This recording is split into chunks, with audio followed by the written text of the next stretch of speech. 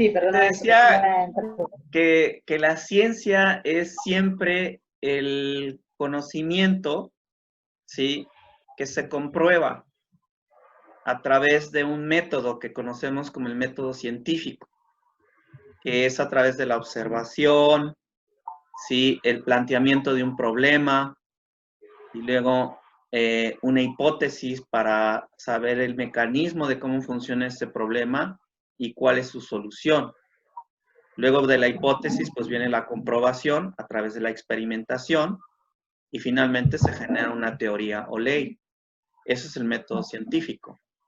Pero también la misma ciencia reconoce el conocimiento empírico, que es a través de la experiencia.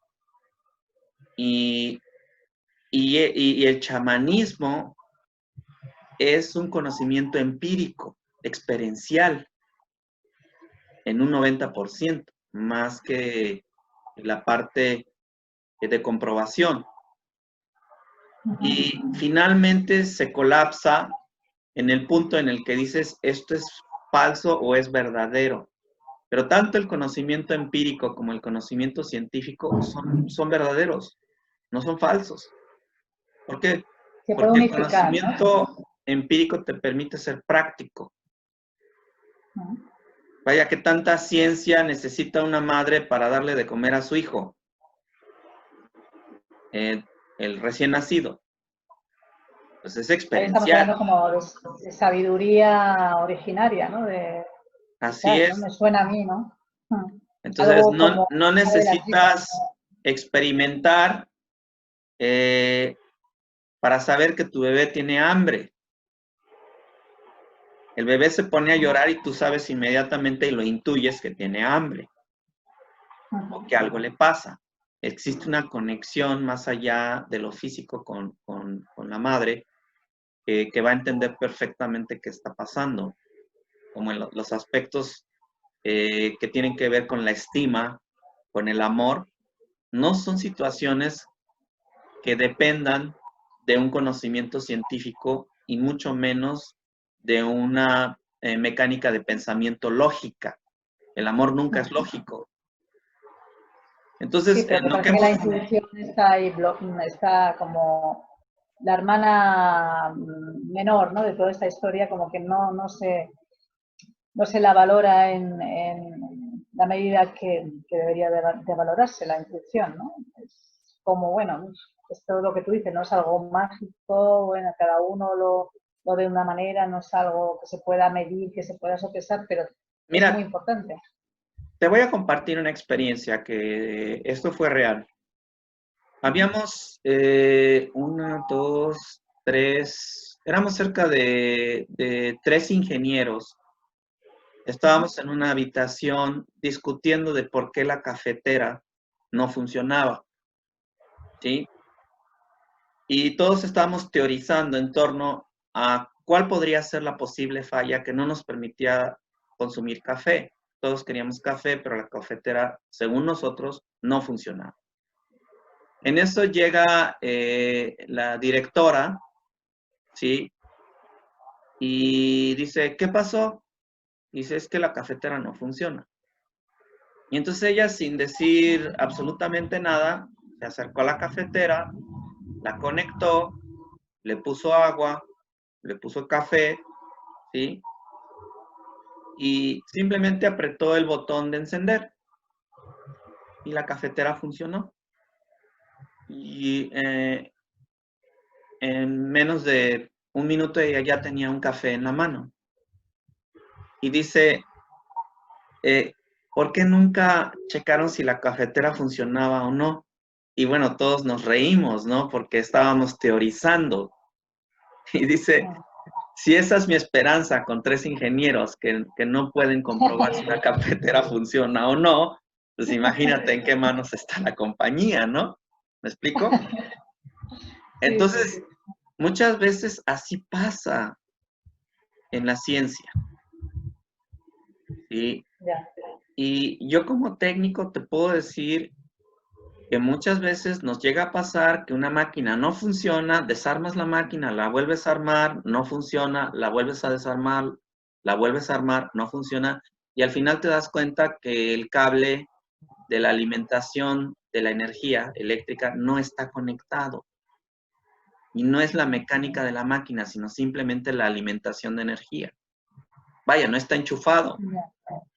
Y después de 4 horas de estar armando y desarmando la máquina, te das cuenta que el cable no está enchufado.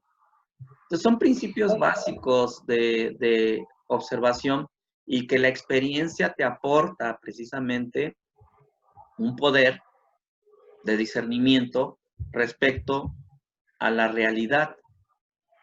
Ajá. Oye, Guillermo, y en el punto que nos hemos quedado, que cuando tú conociste a esta persona que cultivaba las verduras gigantes, es cuando tú decides ahí reconectarte un poco con esa parte tuya que habías dejado ahí aparcada por esos miedos, bloqueos, etcétera. Y Bueno, es cuando... hubo 2 eventos que me obligaron a esto. Uno que fue, tuve un accidente automovilístico en 2005. Me abrí la cabeza de aquí a acá todo esto. Afortunadamente no me rompí el cráneo, pero estuve 3 días en coma. Y sí, tuve una experiencia, pues así, extra normal. Cuando yo regresé de mi coma, yo veía cosas que normalmente no veía, ¿no? Pero que antes sí veías. Habías dejado de ver. Cuando niño Y a raíz de sí, las... pero se me volvió a abrir el ojo, pues, después del accidente. Ajá, a raíz del accidente. Y después, a través del estudiar chamanismo con un descendiente de Pacal, del hombre de Pacal, un maya, gran chamán, él, pues, a través de sus técnicas nos ayudó a educar y a poder utilizar estas herramientas de la visión. O sea, que tuviste una experiencia cercana a la muerte, que se dice. Una Sí, FC, ¿no? sí. ¿Y qué viste en esa experiencia? Lo típico que todo el mundo cuenta de la luz al final del túnel o algo más. Pues yo estuve en un lugar intermedio.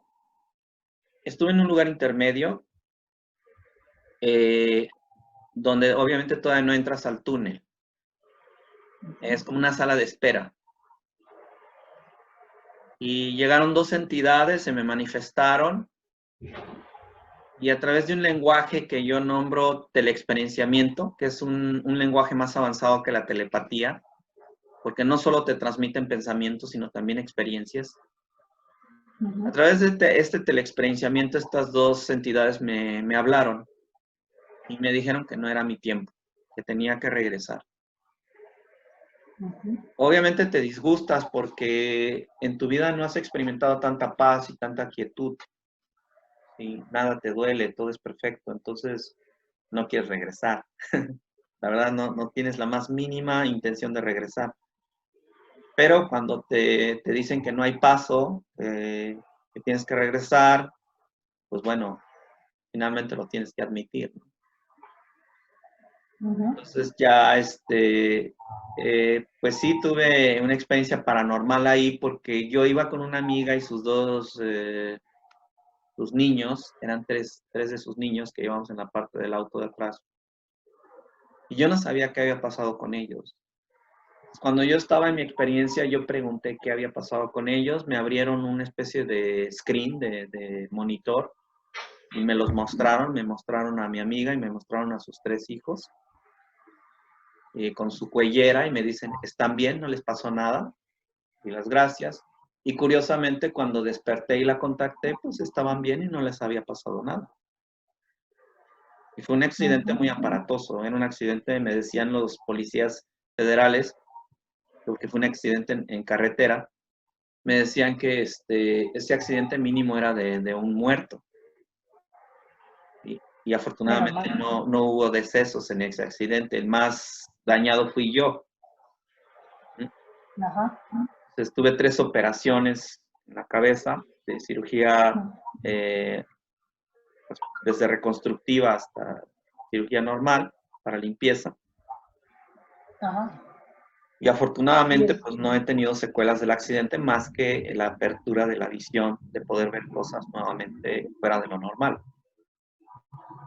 Ajá. Y a raíz de ahí es cuando esto y el contacto con esta persona que cultivaba las verduras, decides conectarte con esa parte del chamanismo, Sí, la porque no, visión. yo me especialicé en tecnología maya durante 10 años, pero yo no podía entender la tecnología maya porque me faltaba algo. Y cuando yo conozco a este maya chamán, me dice, tienes que caminar conmigo 3 años, después de 10 años de estar con don Carmelo, el de las verduras gigantes. Pues me dice, tienes que caminar conmigo 3 años, aprender chamanismo. Acepté, caminé 3 años con él, o aprendí 3 años de él.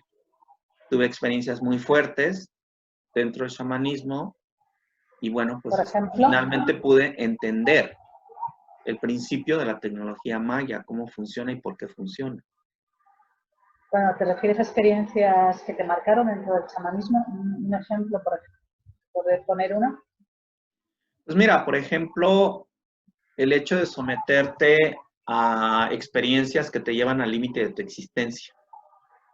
Un simple, lo que nosotros llamamos temazcal, que viene de la palabra temazcalli, que es una sauna hecha, se hace una cúpula con ramas y se cubre con cobertores de lana. Entonces, se calientan piedras, estas piedras calientes se meten dentro del sauna y se le echa agua y pues está el vapor dentro del sauna. Obviamente todo esto dentro de las tradiciones prehispánicas en América, desde la Patagonia hasta Canadá, pues llevan un ritual, una ceremonia que te permite alcanzar estados de conciencia alterados. Permite ver aspectos de tu conciencia que normalmente no estás consciente. ¿Por qué? Porque te lleva al límite de tu presencia y esencia. Entonces el hecho de experimentar un sauna que no puedes respirar y estás en el canto, estás en la ceremonia, llega un momento en que empiezas a ver aspectos de ti que normalmente no veías. Porque empieza esta lucha mental, ¿qué estoy haciendo aquí? ¿Por qué estoy haciendo esto? ¿Por qué sufro? Si no tengo necesidad de hacerlo. Y entonces te empiezas a preguntar y a cuestionar a ti mismo, ¿es que estoy realmente en la búsqueda de mí mismo? Por esa razón estoy aquí. Entonces empiezan las preguntas y respuestas y entonces viene esa lucha mental. Otro día una persona me comentaba una frase, ahora que hablas del tema de buscar respuestas y buscarte a ti mismo, que me pareció curiosa, no sé tú en qué punto estás ahora, que decía, yo ya no, es una persona de 80 y tantos años, que yo ya no me considero un buscador, sino un encontrador. ¿En qué punto estás? Pues,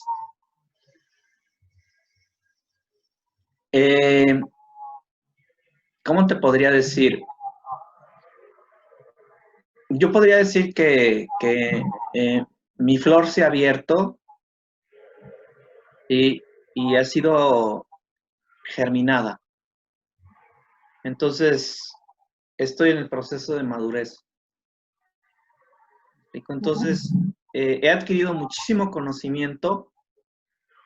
Estoy en la búsqueda de la sabiduría, que es ese conocimiento llevado a la acción para encontrar el beneficio propio y el de muchos, el de mi entorno, y poder aportar precisamente tanto a mí como a mis seres queridos, como a mi comunidad, como a este planeta, una diferencia.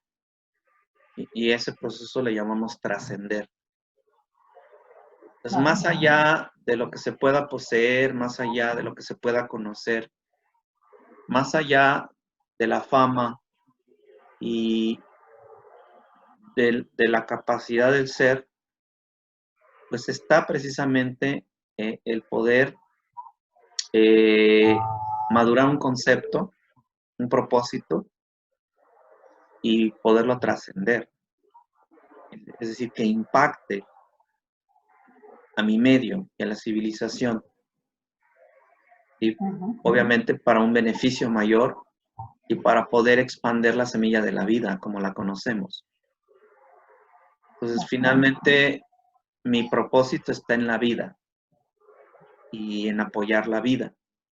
Desde una semilla hasta un escarabajo y cualquier especie en el planeta.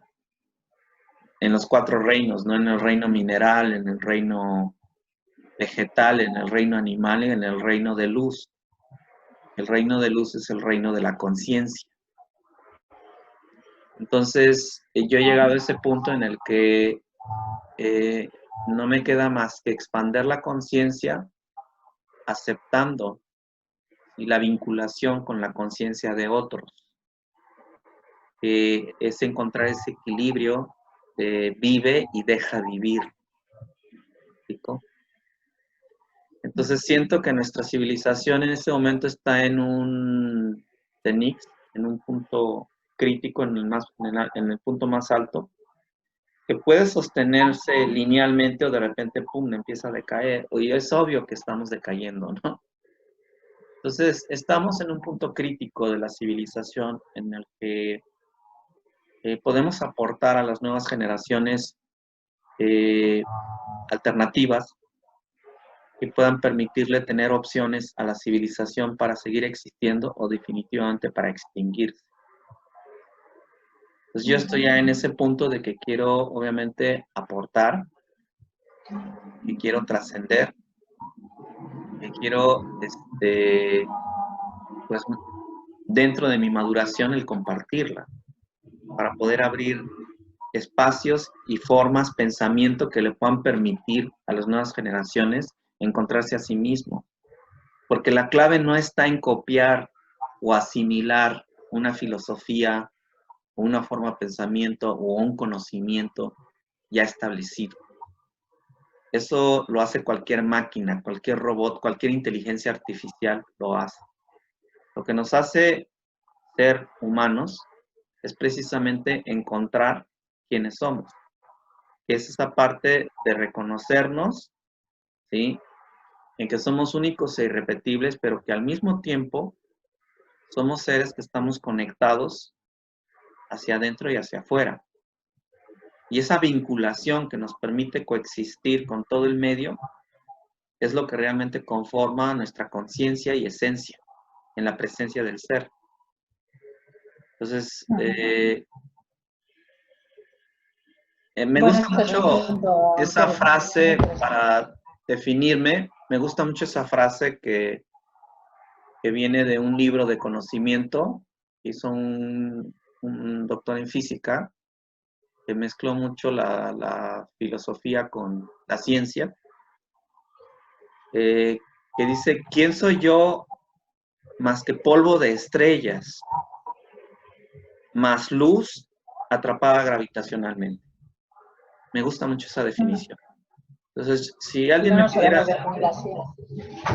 pidiera definirme, me definiría así. Ajá. Entonces, pues yo te agradezco muchísimo por esta primera entrevista. Ya nos aventamos una hora. Y para que lo dejamos en este punto. Ah, eso sí, bueno, lo que te acabas de definir, porque no quería dejarte escapar de la pregunta clave de cómo te definirías o te presentarías, pero acabas de decir que es polvo de estrellas, ¿no? Atrapado gravitacionalmente, lo cual es una preciosa definición. Pues sí, lo dejamos aquí si te parece y vamos a seguir retomando más capítulos. Vamos a pedir disculpas a la gente por los problemas técnicos de luz, de encuadre, tal. Bueno, lo estamos haciendo con todo el cariño, que es importante. Y bueno, pues tendremos más encuentros y ha sido un placer charlar contigo y espero que sigamos en esto. Pues te agradezco mucho, Caro, y seguimos en esto. Y bueno, pues seguiremos en contacto, ¿sí?